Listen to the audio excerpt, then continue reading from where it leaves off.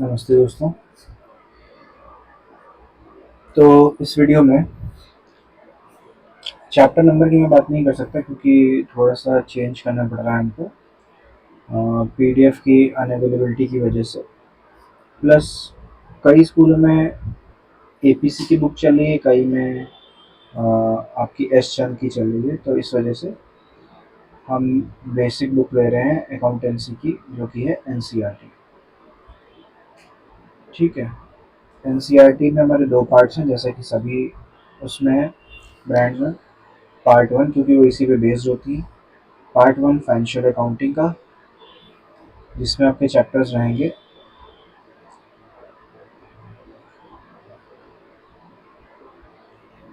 Introduction, theory base, accounting equation, rules of debit credit, ledger, general,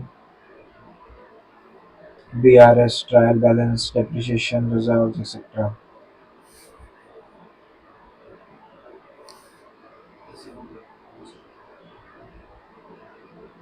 तो और जो आपकी सेकंड बुक रहेगी उसमें चैप्टर नंबर 8 और 9 रहेगा कि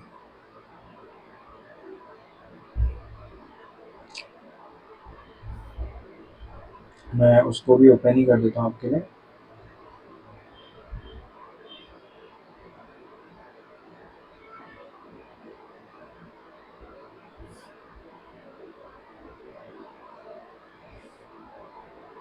फाइनल अकाउंट्स जो आपके होते हैं ना, अगर आपने अभी से सुन लिया होगा, वैसे तो जुलाई अगस्त का समय चल रहा है, तो हाँ, फाइनेंशियल स्टेटमेंट्स देखिए। Trading and profit and loss account आपका होता है, बैलेंस शीट आपकी होती है ना, ये सब आपके फाइनल अकाउंट्स होते हैं, जिसको आप फाइनेंशियल स्टेटमेंट्स भी कहते हो। ठीक है। और ये आपका अलग से पार्ट बी में दिया हुआ है। कुछ ब्रांड्स इसको मर्ज करके बनाते हैं, कुछ अलग अलग बनाते हैं। चलते हैं वापस। तो हमने जो चैप्टर 1 to 5 कवर किया था, थियोरेटिकल पोर्शन केवल, आपकी एस चंद पब्लिकेशन की बुक से, उसमें जो है आपका इंट्रोडक्शन टू अकाउंटिंग यानी कि एनसीईआरटी का chapter 1, theory base of accounting यानी एनसीईआरटी का चैप्टर 2 पूरी तरह से कवर हो गया था। इसके अलावा चैप्टर 3 का जो आपका पहले दो पार्ट है, यानी कि business transaction and source document और अकाउंटिंग इक्वेशन, ये उसमें कवर था। अकाउंटिंग इक्वेशन तक हम पहुंचे थे। अब इसके आगे से हम पढ़ेंगे, यानी कि using debit and credit, chapter number 52। ठीक है, सॉरी, पेज नंबर 52। आप लोग अगर कमेंट में ऐसा कुछ कहते हैं कि मैं फिर से वाले वीडियोस रिकॉर्ड करूं एनसीईआरटी से ही, तो मैं वो भी कर दूंगा। लेकिन अभी क्योंकि पहले पूरा कोर्स एक बार अपलोड करना ज़्यादा ज़रूरी लग रहा है मुझे, तो इसीलिए मैं पहले ऐसा कर दे रहा हूँ। ठीक है।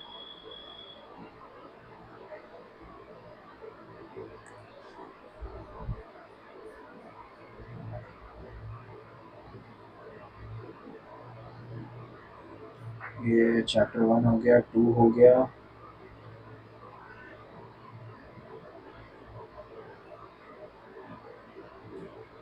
Chapter 3 recording of transactions.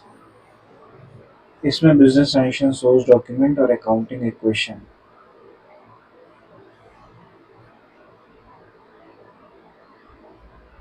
जो कि है assets equals to liabilities plus capital, जिसमें हम किसी भी चीज़ को अपोजिट साइड ले जाएंगे तो वो नेगेटिव में आ जाएगी। यहाँ तक हम देख चुके थे। इसके न्यूमेरिकल पोर्शन, जब मैं न्यूमेरिकल वीडियोस बनाऊंगा तो उसको और डिटेल में कवर कराऊंगा। अब बात आती है यूजिंग डेबिट एंड क्रेडिट की। तो जैसे कि पहले ही बताया गया है कि हर ट्रांजेक्शन में दो एस्पेक्ट होते हैं, एक गिव और एक टेक। मतलब कि कोई एक चीज़ प्लस, कोई दूसरी चीज़ माइनस हो रही होगी, या अगर वो अपोजिट साइड है तो दोनों ही चीज़ प्लस और दोनों ही चीज़ माइनस हो रही होगी। ठीक है। तो डबल एंट्री अकाउंटिंग में हम क्या करते हैं, हर ट्रांजेक्शन हम कहते हैं कि दो तरीके से इफेक्ट कर रहा है, ठीक है।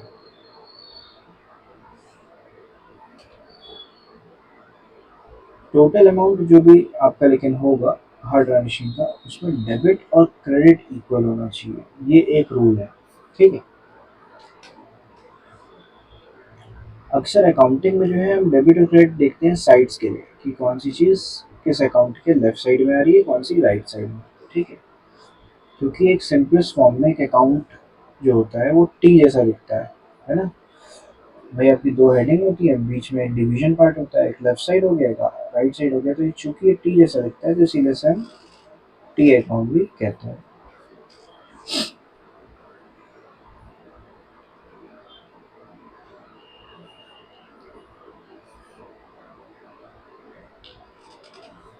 अब हमारी ज़्यादातर क्या होता है, जो डेबिट होता है वो लेफ्ट साइड पे होता है और जो क्रेडिट होता है वो राइट साइड पे होता है।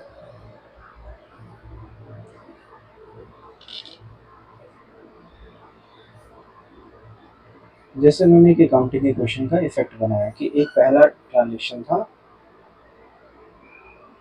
ठीक है, सॉरी ट्रांजेक्शन थे 1 2 3 4 5, ठीक, सॉरी 4 ही ट्रांजेक्शन है उनके पास। अब जो पहली सिचुएशन थी वो थी कि हमने भाई 5 लाख के कैपिटल से बिजनेस स्टार्ट किया, तो हमारा कैश में 5 लाख आ गया, और क्योंकि वो एक असेट है तो टोटल असेट क्या हो गया, 5 लाख हो गया।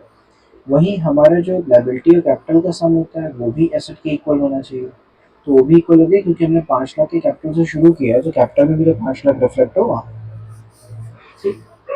अब मान लीजिए, यहाँ पे तो कोई वो दिए नहीं है लेकिन हम खुद मान लेते हैं, सपोज कर लेते हैं कि हमने 4,80,000 उठा के बैंक में जमा कर दिए, तो अब ये असेट में से ही 480 घटा, कैश और 20 हो गया, और दूसरा असेट यानी कि 480 बढ़ा और बैंक 480 हो गया।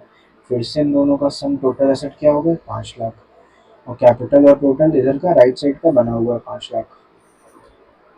फिर हमने 60,000 और जमा, सॉरी, हमने 60,000 बैंक से निकाल लिए और फर्नीचर खरीद लिया, ठीक है, बैंक में 60,000 कम हुआ और फर्नीचर में बढ़ गया, तो अब ये 20 है, ये 4,20,000 है और 60,000 है, तो हमारा एक असेट घटा 60 से, दूसरा बढ़ गया, फिर से टोटल 5 लाख हो गए, यहाँ एज इट इज। फिर मान लीजिए कि 10,000 रुपये कैश से हमने निकाले, ठीक, और हमने 1,25,000 की प्लांट एंड मशीनरी खरीद ली। अब 10,000 निकालने में तो 1,25,000 की मशीनरी नहीं खरीदी जा सकती, और बैंक का भी 4,20,000 का 4,20,000 बना है, यानी एंट्री क्या रही होगी कि हमने 1,15,000 क्रेडिट पे लिया है फर्नीचर, मतलब कि हमारे क्रेडिटर्स बढ़ गए 1,15,000 से, तो ये एक लाइबिलिटी है। तो आपका टोटल अब क्या हो गया, यहाँ पे आप देखो 1,25 बढ़ा और 10 घटा, यानी कि 1,15 बढ़ा, 5 लाख में 1,15 जुड़ा तो कितना हो गया, 6,15,000। सिमिलरली यहाँ पे भी लाइबिलिटीज आपकी 1,15,000 बढ़ गई, 1,15,000 और 5 लाख, 6,15,000। तो आप देखोगे कि बिजनेस की अकाउंटिंग इक्वेशन यानी कि इन दोनों टोटल्स की मैचिंग हमेशा होती रहती है, ठीक है। बाकी सब कुछ मैं न्यूमेरिकल्स में पढ़ाऊंगा। ये होता है आपका अकाउंट, ये होती है लेफ्ट साइड डेबिट साइड यानी कि, और ये आपकी राइट साइड यानी कि क्रेडिट साइड, ठीक। Rules of debit and credit इसी के अंदर आ जाते हैं कि कब क्या डेबिट होगा, कब क्या क्रेडिट होगा। देखिए, 5 मेजर कैटेगरीज में डिवाइड किया गया हर तरीके के अकाउंट को। एक कहा गया एसेट, एक कहा गया लायबिलिटी, एक कहा गया कैपिटल, एक कहा गया एक्सपेंसेस एंड लॉसेस, और दूसरा पांचवा रेवेन्यू एंड गेन, ठीक। तो जब आप एसेट या एक्सपेंसेस या लॉसेस को रिकॉर्ड करते हो, तो इंक्रीज जो है डेबिट होता है और डिक्रीज क्या होता है, क्रेडिट हो जाता है। इंक्रीज इन एसेट डेबिट, और इंक्रीज इन एक्सपेंसेस भी या लॉसेस भी डेबिट, और डिक्रीज इन्हीं दोनों में डिक्रीज क्या होगा, क्रेडिट, ठीक। सॉरी,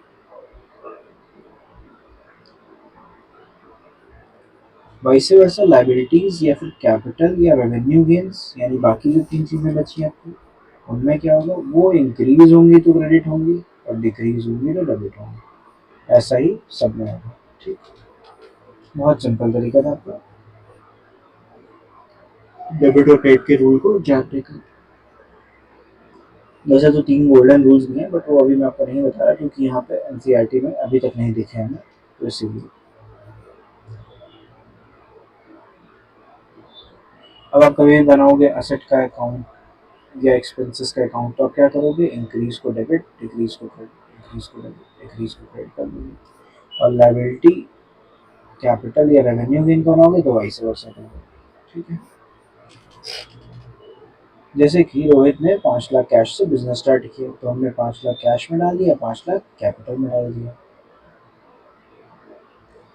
फिर हमने वही एंट्री जो हम ऊपर पढ़ रहे थे ना, हमने एक बैंक अकाउंट ओपन किया, 4,80,000 उसमें जमा कर दिया।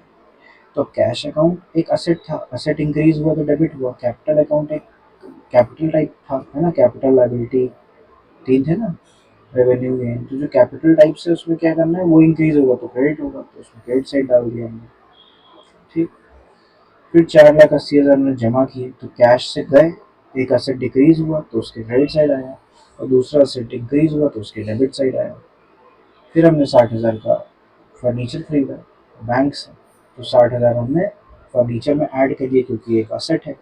वहीं दूसरा असेट बैंक अकाउंट है, इसमें से जा रहे हैं तो उसके क्रेडिट साइड आ गए, एंड सो ऑन। इसी तरीके से जो है अब रामजी लाल जो है एक क्रेडिटर बन गया, दिख रहे हैं ना, अब एक 15 में बताया था वो ऐसे लिखा हुआ है,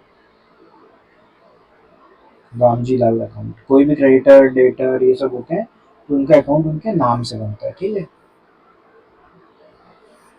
जैसे फॉर एग्जांपल बैंक अगर अपने को बिजनेस समझ ले, वैसा तो वो होता ही है, तो आपके नाम का अकाउंट वो खोलता है। क्यों खोलता है, सॉरी, आपके नाम का अकाउंट वो खोलता है क्योंकि उसके लिए आप क्या हो, एक क्रेडिटर या डेटर हो। डिपेंड करता है आपके अकाउंट में पैसे पॉजिटिव में कि माइनस में। अगर आप सेविंग अकाउंट खोलोगे तो आपने अपने पैसे बैंक को दिए तो आप बैंक के लिए क्रेडिटर हो गए। ठीक है। और अगर आपने लोन लिया हुआ है बैंक से तो आप उसके डेटर हो गए। ठीक।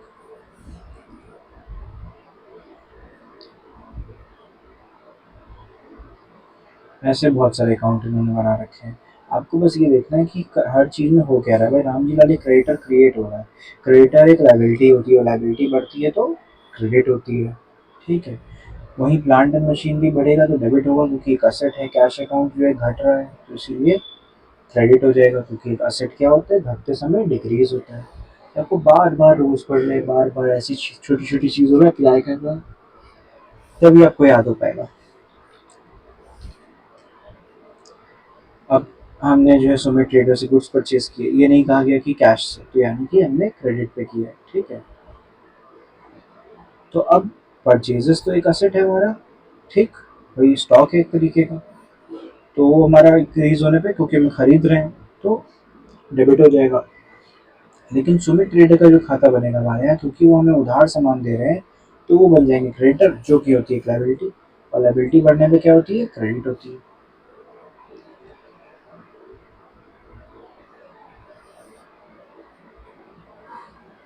इसका पैसे भी आप रख सकते हो कि क्रेडिटर लायबिलिटी है, तो जब ये बढ़ेगा तो ऑफकोर्स क्रेडिटर बढ़ रहा है ना, तो क्रेडिट साइड। ये एक आपने याद रख लिया, बाकी सब कुछ वैसे वर्सा है। भाई क्रेडिट के बढ़, क्रेडिटर यानी कि एक तरीके की लायबिलिटी के बढ़ने पे क्रेडिट होगा क्योंकि इसका नाम क्रेडिटर है। ठीक है, आपने एक याद कर लिया। अब आप कुछ भी निकाल सकते हो। आपको चाहिए भाई कोई लायबिलिटी घटेगी तो क्या होगा, वैसे वर्सा होगा। ऑफकोर्स बढ़ने पे क्रेडिट हो रहा है तो घटने पे डेबिट हो जाएगा। अब कोई डेटर है यानी कि कोई असेट है तो वो क्या होगा, वो बढ़ने पे डेबिट होगा क्योंकि ये डेटर है, और घटने पे क्रेडिट हो जाएगा, वैसे वर्सा। ठीक है।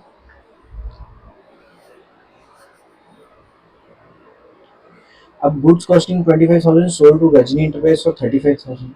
अब हमको पता है कि भाई 35,000 का हमारा सेल्स हुआ है, और तो ये सेल्स अकाउंट में जाएगा, और रजनी इंटरप्राइजेस किस में जाएगा, ये एक डेटर बन जाएगा हमारा। ठीक है। देखिए यहाँ लिखा हुआ है डेटर। जब हम सामान उधार खरीदते हैं, जैसे फर्नीचर खरीदा, तो वो हमारे क्रेडिटर बनते हैं। लेकिन अगर हम सामान उधार बेचते हैं, मतलब उन्होंने हमसे उधार लिया है सामान, तो वो हमारे डेटर डेटर बन जाते हैं, असेट बन जाते हैं। असेट क्यों? क्योंकि असेट का डेफिनेशन क्या है? कोई चीज़ जो आगे जाके आपको फ़ायदा दे। तो ये आपको बाद में जाके पैसे जब वापस करेंगे ना, तो आपको बाद में फ़ायदा होगा, तो ये एसेट होगा आपका। Paid the monthly store rent 2,500 in cash, cash से 2,500 घटा और रेंट अकाउंट में बढ़ गया। रेंट क्या है? एक तरीके का एक्सपेंस है कि नहीं? और एक्सपेंस और असेट्स बढ़ने पे डेबिट होते हैं।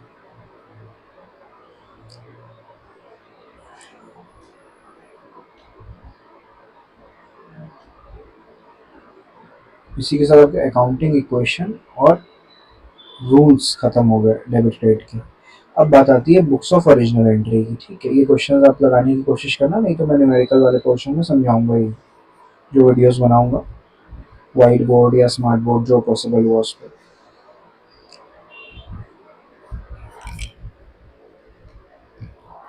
बुक्स ऑफ ओरिजिनल एंट्री देखिए होता क्या है कि मान लीजिए आप अब धीमे धीमे आप अकाउंटेंसी में आगे बढ़ोगे, तो आपको अपने आप को एक अकाउंटेंट समझना है। ठीक है, तो पहले आप एक एकदम नए अकाउंटेंट थे, आपने अकाउंटेंसी पढ़ी नहीं थे, आप सीधे पहुंच गए थे। तो आपको आपके बॉस ने समझाया कि भाई देखो क्या होता है कि डेबिट क्रेडिट दो चीज़ें होती हैं और हर चीज़ को हमें नोट करना है। हर चीज़ को हमें कोशिश करनी है हम उसके अकाउंट में ही नोट करें, नहीं तो पहले कहीं रफ में नोट कर लें। अब ये रफ उतना रफ नहीं होता है। ठीक है, कि जैसे ही ट्रांजेक्शन हुआ आपने नोट कर लिया, वो एक कॉमन जगह है हर तरीके के ट्रांजेक्शन की, उसको ही बोलते हैं क्या? Journal proper. ठीक है, अब ये जर्नल के बारे में मैं यहाँ बुक्स ऑफ ओरिजिनल एंट्री में पढ़ाऊंगा, लेकिन ऊपर का क्या हुआ था अभी तक? ये मान लीजिए कि आप एक अकाउंटेंट है, उसने कहा भाई देखो एक डेबिट होता है, क्रेडिट होता है, जो भी चीज़ होगी दोनों में बराबर पैसे इफेक्ट करेगी। मान लो 10,000 रुपये का हमारे कंपनी में कोई ट्रांजेक्शन हो रहा है, तो 10,000 कहीं ना कहीं डेबिट में भी जाएंगे, कहीं ना कहीं क्रेडिट में भी जाएंगे। ठीक, अब डेबिट में क्या क्या और कब जाता है, क्रेडिट में क्या क्या और कब जाता है, ये उसने आपको समझा दिया, आप समझ गए। अब आप आगे बढ़ो। ठीक, अब आप एक अकाउंटेंट हो एक फर्म में, तो सबसे पहले स्टार्टिंग में आपके पास होती है बुक्स। ठीक है, वो बुक्स कितनी भी हो सकती हैं according to the size of business. अगर बहुत ही छोटा बिजनेस है, जैसे मान लो कि एक परचून की दुकान जो आपके मोहल्ले में रहती है, ठीक है, तो वैसी जगह पे एक कॉमन रजिस्टर बना लेना, जिसे हम जर्नल कहते हैं, वो भी काफ़ी है। उसी में हम सारे ट्रांजेक्शन नोट कर सकते हैं कि जब कोई होलसेलर का बंदा आया और सामान लगा गया हमारे यहाँ शॉप पे, तो हम उस होलसेलर का पेमेंट कर रहे हैं। ठीक है, कभी कभी वो लोग क्रेडिट पे सामान दे जाते हैं कि भाई बिके तो पैसे देना, नहीं तो सामान वापस ले जाएंगे, तो फिर हम उसे एज क्रेडिटर और वो गुड्स को एज गुड्स लिख लेंगे। ठीक, परचेजेस, इस तरीके से हम उस वो करते हैं, और फिर सब सामान कस्टमर आके खरीद के जाता है तो हम उसकी एंट्री कर लेते हैं। तो ये सारी एंट्री हम एक जगह वहाँ पे कर सकते हैं, क्योंकि लगभग सारी चीज़ें कैश में होती है। कैश या क्रेडिट पे, क्रेडिट भी होता है तो बहुत शॉर्ट टर्म क्रेडिट होता है, और हम उसे एक ही जगह पे कर सकते हैं। लेकिन अब आप मान लो कि आप बहुत बड़ी परचून की दुकान चला रहे हो, यही एक पूरा बड़ा सा मोहल्ला आप ही क्या सामान लेने आता है और कहीं नहीं जाता है। इसी चक्कर में आपका कई लोगों से पुराना व्यवहार हो गया और आप कई बार लोगों को दो दो तीन तीन राउंड तक उधार दे देते हो सामान, तो अब काम नहीं बनेगा। आपके यहाँ जो है कार्ड ट्रांजेक्शन भी है, यूपीआई ट्रांजेक्शन भी है, कैश ट्रांजेक्शन भी है, चेक ट्रांजेक्शन भी है। कोई बहुत बड़े कस्टमर जो दो दो महीने का, जिनके यहाँ बहुत बड़ी फैमिली है, राशन आपसे एक साथ ले जाते हैं, चेक से पे कर रहे हैं, आप भी कुछ नहीं कह रहे क्योंकि आपका सामान अच्छा सा बिक रहा है। आप सोच रहे हो ठीक है भाई, मैं अपने बैंक का किसी अपने बंदे को चेक लेके कल सुबह भेज दूंगा और वो मेरे अकाउंट में डिपॉजिट कर देगा। तो आपने ये सब सिस्टम्स भी कर रखे हैं। तो जब ऐसा होने लगता है, वैरायटी बढ़ती है, अपने सामान की क्वांटिटी बढ़ती है, तो फिर आप कहते हो यार ऐसा करा जाए, एक कैश बुक भी बना लेते हैं, एक जिसमें कैश का कॉलम होगा, बैंक का कॉलम होगा, तो हमें पता चल जाएगा कि किस तरीके कैसे। और जो बहुत सारे लोग ऐसे हैं जो अक्सर उधार लेते हैं और पैसे वापस करते रहते हैं, उनके नाम के भी हम खाते खोल ले रहे हैं अपने आप अकाउंट्स में, है ना? तो आपने डेटर और क्रेडिटर के भी अकाउंट बना लिए। तो डिपेंड करता है कि भाई आपके यहाँ स्केल कितना बड़ा है और ज़रूरत कैसी है, कि आपके यहाँ बुक्स ऑफ ओरिजिनल एंट्री कौन कौन सी होंगी। टोटल में कितनी तरीके की होती है? जनरल प्रॉपर, कैश बुक और बाकी डे बुक्स। बाकी डे बुक्स में आपकी purchases journal book, sales journal book, purchase return book, sales return book. अब देखो, हो सकता है आपको परचेज और सेल्स बुक बनाने की जरूरत पड़ जाए, लेकिन आपका बिजनेस इतना बड़ा ना हो कि परचेज रिटर्न और सेल्स रिटर्न इतनी ज़्यादा होती हो कि आपको उसकी भी बुक बनानी पड़े, है ना। या आपसे इतने ज़्यादा लोग उधार लेते हो, या इतने ज़्यादा लोगों से आप उधार लेते हो कि आपको बिल्स रिसीवेबल और बिल्स पेबल बुक बनानी पड़े। हो सकता है ऐसी ज़रूरत ना हो। तो डिपेंड करता है कि आप कौन कौन सी बुक उठाओ। पर एक ये जर्नल की बुक ज़रूर होगी, even if all these books are existing. ये सारी बुक होने के बावजूद, क्यों? क्योंकि कई सारे ट्रांजेक्शन ऐसे होंगे जो इन सारी कैटेगरीज में लाए नहीं करेंगे, वो आपको जर्नल प्रॉपर में ही लिखने पड़ेंगे। ठीक, सिर्फ इसलिए कि जर्नल प्रॉपर इतनी बड़ी ना हो जाए कि एक दिन में 15-15, 20-20, 25-25 ट्रांजेक्शन आ रहे हैं और आप एक मंथ का भी कुछ ट्रायल बैलेंस बनाने चल रहे हो तो बना नहीं पा रहे हो, या लेजर अकाउंट में कॉपी करने चल रहे हो तो कर नहीं पा रहे हो। इसीलिए इसके मेजर ट्रांजेक्शन को हम, बड़े बड़े ट्रांजेक्शन जो होते हैं बल्क में, उनको हम बुक्स में ट्रांसफर कर देते हैं। ठीक है, तो ये हो गई आपकी बुक्स ऑफ ओरिजिनल एंट्री। अब जब तक कुछ बुक्स की एग्जिस्टेंस रहती है, बुक्स ऑफ ओरिजिनल एंट्री की, तब तक तो हम इसे बोलते हैं जर्नल प्रॉपर। लेकिन जब हम ये सारी बुक्स नहीं रखते हैं, हम एक ही बुक से काम चलाते हैं, तो उसे हम बोलते हैं जर्नल। ठीक है, ये बेसिक बुक है ओरिजिनल एंट्री की। कोई आपसे कहीं पूछे कि basic book of original entry क्या होता है, तो आप क्या कहोगे? जर्नल, केवल जर्नल, नॉट जर्नल प्रॉपर। इसमें हमेशा ट्रांजिशंस क्रोनोलॉजिकल ऑर्डर में लिखे जाते हैं। आज हुआ 10 बजे कोई ट्रांजिशन तो पहले लिखा गया, 11 बजे हुआ तो उसके बाद, एंड सो ऑन। ठीक है, कुछ कुछ ऐसी दिखती है, इसमें डेट लिखनी होती है पर्टिकुलर, यानी कि ट्रांजेक्शन हुआ क्या। इसमें अभी आपको आगे बताऊंगा कि कैसे लिखा जाता है। For example, as account debit to बीज अकाउंट 500 रुपये और 500। इस तरीके से लिखा जाता है। नीचे दिखा देता हूँ आपको क्लीन सा। ये देखिए, डेट डाली गई, purchases account debit, Govind traders account 30,000 30,000। अब बात ये होती है कि ये थोड़ा सा लेफ्ट इंडेंट में लिखा जाता है डेबिट, और क्रेडिट थोड़ा सा राइट में। ठीक, अब देख रहे हैं ना, थोड़ा खिसका हुआ। और एक नीचे आता है आपका एक्सप्लेनेशन, या जिससे आप कह सकते हो ट्रांजेक्शन। ठीक, हुआ क्या? तो यहाँ लिखा गया purchase of goods in trade from Govind traders. Goods in trade मतलब कि परचेजेस। ठीक, ऐसा कोई गुड नहीं जैसे कि फर्नीचर एक्सेट्रा जिसमें हम बिजनेस ना करते हो, हाँ जिसमें हम ट्रेड कर रहे हैं वो वाले गुड्स। तो ये गया परचेजेस अकाउंट डेबिट और टू गोविंद ट्रेडर अकाउंट, क्योंकि एक लायबिलिटी है जो बढ़ रही है गोविंद ट्रेडर, और परचेजेस का एक असेट है जो बढ़ रहा है। असेट बढ़ने पे डेबिट होता है, क्रेडिट, लायबिलिटी बढ़ने पे क्रेडिट होती है। इसी तरह से आप सारी एंट्री करोगे, और इस तरीके की कुछ आपकी जर्नल दिखेगी जिसका कुछ सम टोटल होगा। ठीक, देखिए एक एग्जांपल भी आपको दिया गया है। Business started with cash on 1 April 2017। Same day goods purchase from Manisha 36,000 and stationery purchase for cash. जब तक आपके में कैश वर्ड ना लिखा हो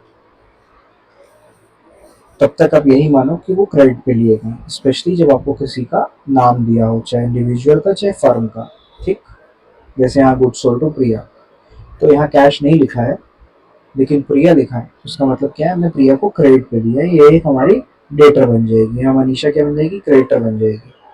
क्रेडिटर तक जो हम खरीद रहे हैं, और डेटर तक जो हम बेच रहे हैं सामान। ठीक, इसी तरह से सारी एंट्रीज हैं जिसको आपको यहाँ लिखा गया है। ये भी मैं न्यूमेरिकल में पढ़ाऊंगा आपको।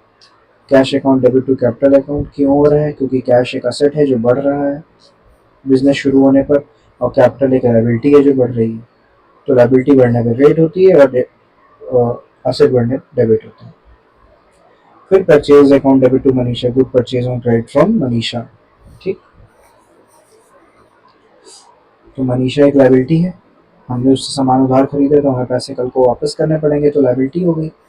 यानी कि क्रेडिटर जो हमें उधार दिया हो, तो लायबिलिटी बढ़ती है तो क्रेडिट होती है, और परचेजेस हमारे गुड्स स्टॉक एक असेट है, वो बढ़ेगा तो वो डेबिट होगा।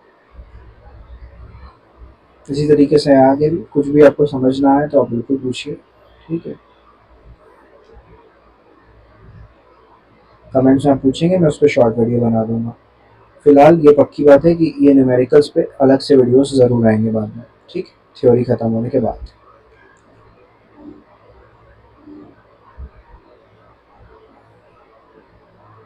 सबको जीएसटी वीएसटी है, इसमें कुछ खास नहीं होता है, बस फ़र्क ये होता है कि एक नई चीज़ है जीएसटी, ठीक है। पहले हम यही चीज़ यही क्या कहते हैं कि जो भी इसकी पोस्टिंग है जिस तरह से भी होती है, यही चीज़ जब हम पहले वैट के साथ, है ना, इनडायरेक्ट टैक्स के साथ, अलग अलग टैक्सेस के साथ करते थे, एक्साइज ड्यूटी एक्सेट्रा, वही अब जीएसटी के साथ करते हैं। फ़र्क ये होता है कि जीएसटी एक्स दो इक्वल पार्ट्स में डिवाइड रहती है, सीजीएसटी और एसजीएसटी।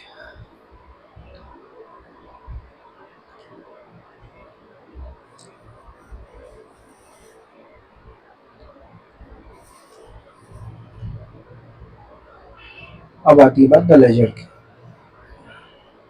जब हम general proper books of original entry, जिसमें भी हमें जो भी ट्रांजेक्शन नोट करने हैं, हम वो सारे ट्रांजेक्शन नोट कर लेते हैं, किसी ट्रांजेक्शन को ध्यान रखिएगा छोड़ते नहीं हैं एज अकाउंटेंट। तो सेकेंड स्टेज आती है, हमें उन ट्रांजेक्शन को उनकी सही जगह अप्रोप्रिएट करना होता है, सही लोकेशन पर पहुंचाना होता है। जैसे कि कोई ट्रांजेक्शन है कैश परचेजेस का, तो वहाँ पे purchase account debit to cash cash account ये एंट्री बनेगी। जब हम उन एंट्रीज को लेजर में चढ़ाने बैठेंगे तो हम देखेंगे कि यार यहाँ पे परचेज का अकाउंट डेबिट हो रहा है, तो मैं परचेज का अकाउंट बनाती हूँ अगर अभी तक नहीं है तो, और उसके बाद जो है क्या कहते हैं कि उसके डेबिट साइड पे पोस्ट कर देती हूँ। और एज अकाउंटेंट जो है, जो दूसरा पार्ट है, क्योंकि हर चीज़ डबल एंट्री सिस्टम में क्या होती है, दो चीज़ों को इफेक्ट करती है, तो इसीलिए जो क्रेडिट साइड होगा वो भी इफेक्ट होगा। जैसा कि हमने जनरल एंट्री में देखा भी होगा कि टू कैश अकाउंट लिखा है, टू जिसमें लिखा होता है वो क्रेडिट हो रहा होता है, तो हम कैश अकाउंट के क्रेडिट साइड से पोस्ट कर देंगे उस एंट्री को। ऐसे करते करते हमें हर एंट्री का हर एक पोर्शन, अगर किसी एंट्री में 3 पोर्शन है बाई चांस, तो हर एक पोर्शन को पिक करना है और उसके रिस्पेक्टिव अकाउंट में पोस्ट कर देना है। ये एक अकाउंटेंट का बेसिक काम है, ठीक है, बुक कीपिंग के अंदर ही इसे कहते हैं, ठीक है। लेकिन जैसे ही आप अगले स्टेप पे पहुंचोगे, लेजर्स ट्रायल बैलेंस पे, वो अकाउंटिंग में पहुंच जाएगा, ठीक है।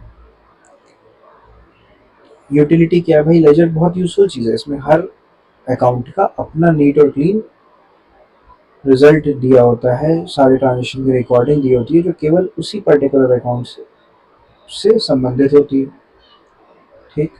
ये टी अकाउंट होता है बिल्कुल आपका, एक टी शेप, इसका left side debit, right side credit. जैसे कि अभी हमने ऊपर देखे थे कुछ अकाउंट जिसमें सिंगल एंट्रीज थी, अब हम इनको भर देते हैं। एक आप कॉलम देखेंगे यहाँ पे एलएफ का, लेजर फोलियो, और एक आप देखेंगे यहाँ पे जीएफ, जर्नल फोलियो। ये किस लिए, ये ट्रैकिंग के लिए कि फोलियो मतलब पेज नंबर। भाई आपने ये ट्रांजेक्शन जो परचेजेस टू बैंक है, बीइंग गुड्स बॉट, इसका ये पार्ट आपने लेजर में किस पेज पे रखा है, ये किस पेज पे रखा है, ये किस पेज पे रखा है, वो आप यहाँ लिख दो। और जैसे मान लीजिए ये जो है पेज नंबर 2 है जनरल प्रॉपर का, ठीक, तो आपका जो लेजर है उसके जहाँ पे भी ये ट्रांजेक्शन आएगा वहाँ जनरल फोलियो में क्या आ जाएगा, 2, ठीक। इस तरीके से कहीं से भी कहीं पे आपको आगे पहुंचना पड़े, क्योंकि अकाउंटिंग में बहुत इंपॉर्टेंट चीज़ ये होती है कि आपको अक्सर उस डेटा को चेक करने की जरूरत पड़ती है। यूजर चेक करते हैं, ऑडिटर चेक करते हैं, तो आपको हर चीज़ ट्रैकेबल और इजीली एक्सेसिबल होने के लिए बनाया गया है फोलियो नंबर, ठीक है। लेजर हमेशा अकाउंट वाइज चीज़ें रखता है और जर्नल रखता है डेट और टाइम वाइज। अगर 11:35 और 11:40 पे मान लीजिए 7 अगस्त 2025 को कोई ट्रांजेक्शन हुआ, तो वो उसी ऑर्डर में लिखे गए होंगे, चाहे उनका आपस में और कोई लेना देना ना हो, ठीक है। लेकिन लेजर में परचेज का पूरे महीने का, पूरे साल का, जितना भी आप एक बार एक अकाउंट में रखते हो, परचेजेस के अकाउंट में सब कुछ लिखा होगा, ठीक। अब लेजर अकाउंट को क्लासिफाई करना है, भाई हमने बताया था पीछे 5 तरीके के होते हैं, असेट, लायबिलिटी, कैपिटल, रेवेन्यू या गेन, और एक्सपेंसेस या लॉसेस। यहाँ एक हैश बनाना पड़ेगा, स्लैश सॉरी।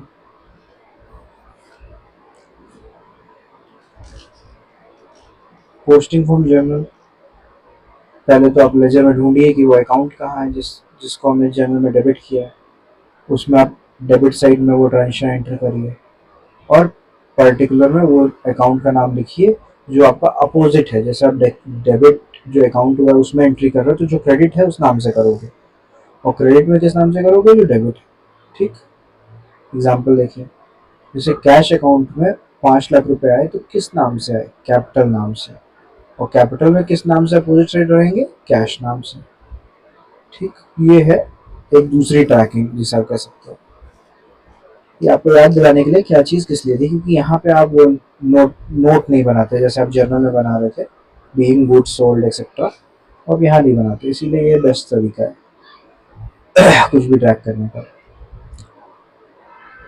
ठीक है, फिर आप क्या होगा, जर्नल, लेजर और अकाउंटिंग इक्वेशन। यहाँ पे चैप्टर थोड़े बड़े होते हैं, एनसीईआरटी में काफ़ी कुछ कवर कर लेते हैं। ठीक है, आप देख रहे हैं पूरे ईयर के कोर्स में केवल 9 चैप्टर। हालांकि ये न्यूमेरिकल बेस्ड है तो इसीलिए आपको अभी इस पे 5-7 वीडियो तो न्यूमेरिकल के बनेंगे आगे जाके, है। तो अभी ख़त्म नहीं हुआ है, लेकिन थियोरेटिकल पोर्शन ख़त्म हो गया। ठीक है, recording of transactions part 2, chapter number 4, जिसमें आपका क्या क्या रहेगा, इंडेक्स में लिख लेते हैं, ज़्यादा अच्छे से लिखा हुआ था।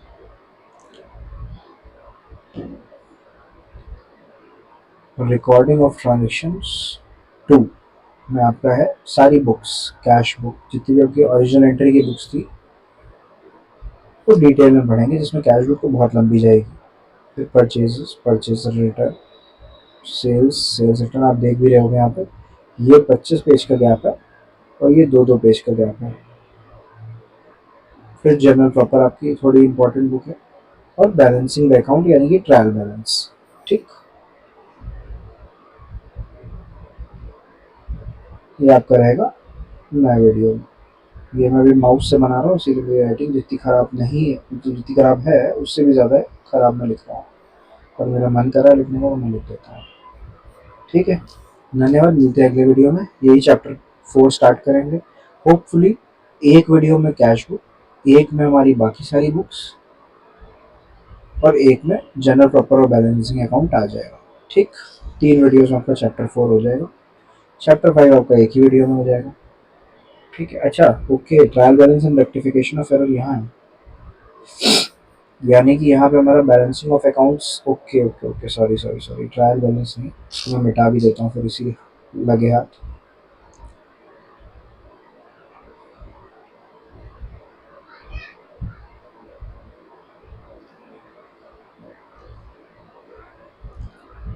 ट्रायल बैलेंस आपका अगले किसी चैप्टर में आएगा। यहाँ पे केवल बैलेंसिंग ऑफ अकाउंट है। बैलेंसिंग ऑफ अकाउंट क्या होता है कि भाई लेफ्ट और राइट, डेबिट और क्रेडिट इक्वल आना चाहिए, नहीं तो वो जो बैलेंस एक किसी साइड बचेगा उसे हम अगले साल के लिए या अगले मंथ के लिए, जो भी अगला अकाउंटिंग पीरियड है हमारा, उसमें ट्रांसफ़र कर देंगे उस बैलेंस को, है ना। और उसमें ट्रांसफ़र करने का मतलब होता है, अगर आप ऐसे 31 मार्च को कर रहे हो या जो भी आपका अकाउंटिंग पीरियड उसके एंड में कर रहे हो, तो वो बैलेंस आपका बैलेंस शीट पे जाता है, जहाँ पर दिखता है कि हाँ भाई फर्नीचर 1 लाख के बचे हैं, फॉर एग्जांपल कैश 50,000 का बचा है। वो इसीलिए क्योंकि जब हमने बैलेंसिंग करी तो हमारा एक साइड बैलेंस देखने को मिला। ठीक, चलिए, तो ये आपका 1 दिन लेगा, 3 दिन आपके इसमें लगेंगे चैप्टर 4 में, मतलब 3 दिन अंदर से कहने का मतलब मेरा 3 वीडियोस, 4 ट्रायल बैलेंस सर्टिफिकेशन वगैरह में 1 से 2 वीडियो लग सकते हैं, और डेप्रिसिएशन प्रोविजन रिजर्व में भी 2 वीडियो लगेंगे। ठीक, तो ऐसे आपका अगले 7 वीडियो में ये वाली बुक खत्म हो जाएगी जो फाइनेंशियल अकाउंटिंग के पार्ट 1 है। पार्ट 2 मैं थ्योरी बहुत ही जल्दी कवर कराऊंगा ना, क्योंकि इसमें न्यूमेरिकल बहुत ज़्यादा है और न्यूमेरिकल करते करते ही चीज़ें समझ में आती हैं इसमें। ठीक है, तो बेसिक वीडियो होंगे थ्योरी के, सिर्फ इसलिए कि आप बीच बीच में उन्हें जाके रिवाइज कर सको जब आप इन क्वेश्चंस में फंसो जो इसके न्यूमेरिकल क्वेश्चन है। ठीक है, तो वो भी बहुत जल्दी कवर होगा आपका। अभी मैं बीच में अकाउंटिंग अकाउंटेंसी के साथ साथ उसके वीडियोस भी अपलोड करूँगा, आपका जो मैक्रो इकोनॉमिक्स है 12th का। ठीक है, चलिए मिलते हैं अगले वीडियो में। धन्यवाद।